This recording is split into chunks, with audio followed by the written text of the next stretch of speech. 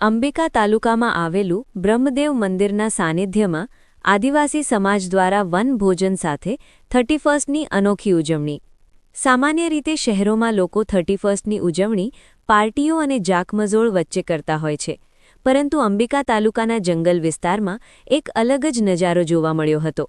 અહીંના પ્રસિદ્ધ બ્રહ્મદેવ મંદિર ખાતે લોકોએ એક દિવસ અગાઉ પ્રકૃતિના ખોળે સમૂહ ભોજન કરી નવા વર્ષને આવકાર્યું હતું।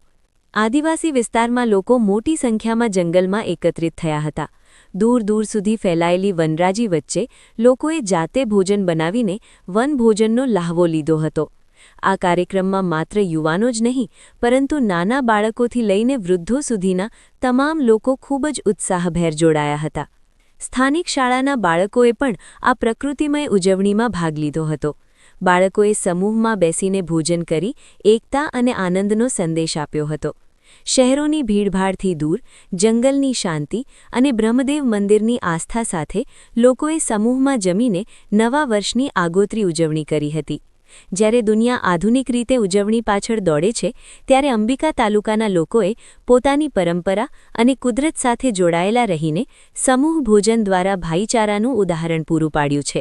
આજે આપણે આવી પહોંચ્યા છે અંબિકા તાલુકાના બ્રહ્મદેવ મંદિરે। આજે 2025નો છેલ્લો દિવસ। આવતીકાલથી આપણે 2026ની અંદર પ્રવેશ કરીશું।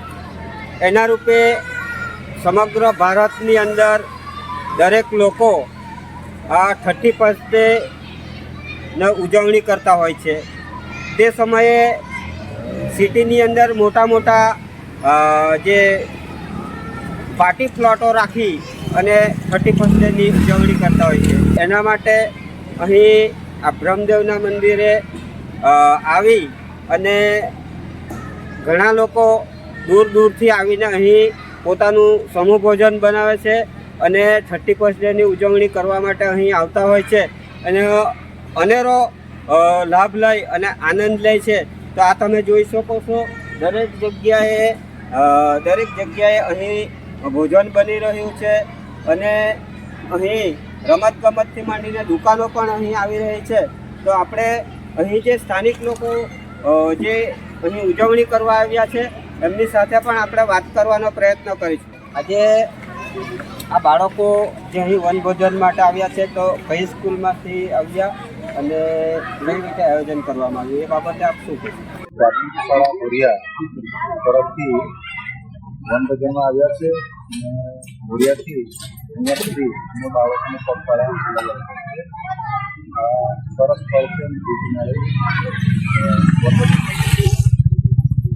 અહીંયા કેવી મજા આવી? આજે બાળકોને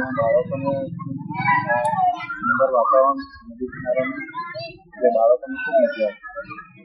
આ જંગલ વિસ્તાર છે, તો જંગલ વિસ્તારની અંદર કઈ સમૂહ ભોજન કરવાની કઈ જે અનેરો જ આનંદ આવતો હોય છે, તો એ બાબતે આપ શું કહેશો?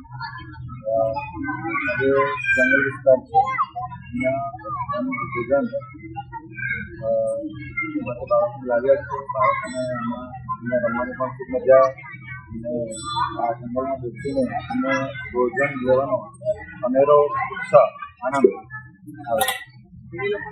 તો ખૂબ સરસ।